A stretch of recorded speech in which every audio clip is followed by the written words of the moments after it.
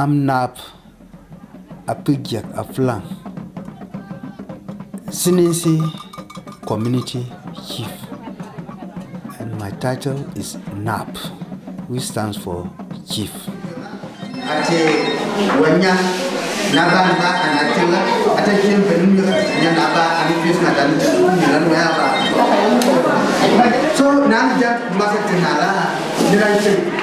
Today's program is our first day in school, where we go around the schools and give presentations to primary 1 children and KG1 children, and traditional authorities have been involved. 1, 2.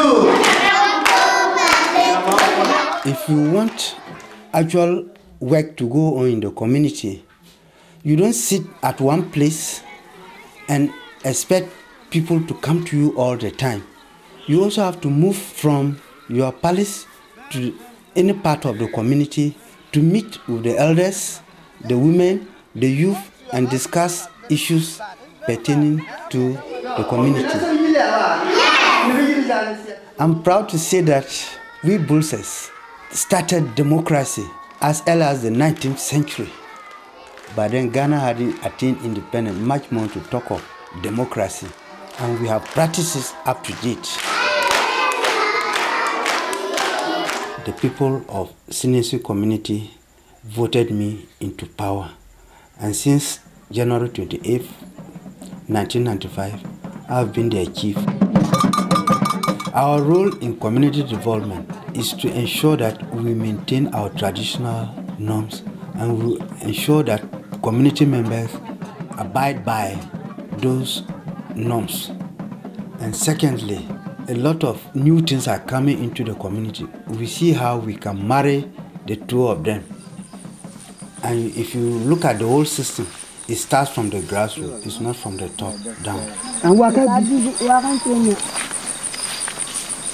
University for Development Studies is a university that go into the communities to do their studies. And when they come, all these things, they try to know who the chief is, the role of the chief, the role of all the traditional authorities in the community and everything. And as we were giving our talks, they were recording and documenting it.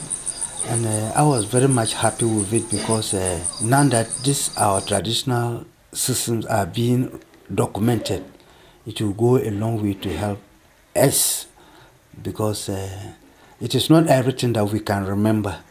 But once CISIC is taking it upon them to document this thing, I think it's in the right direction. We got to learn different ideas from one another.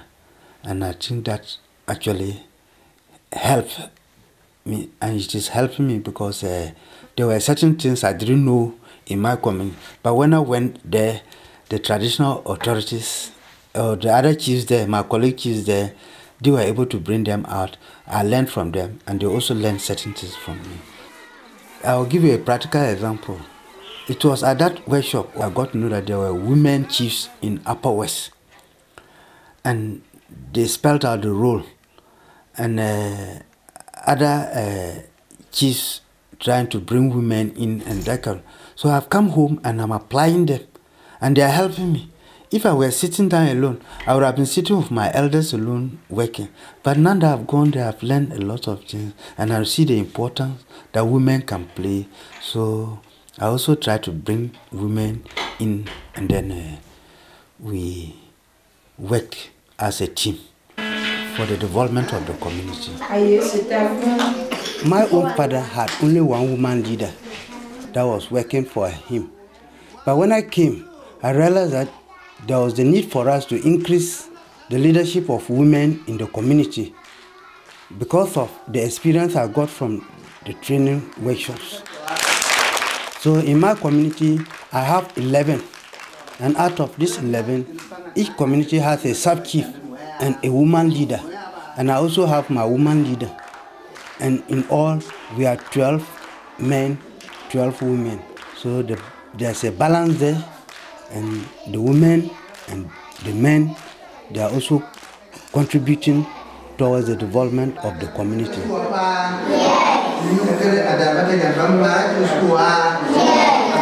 Yes.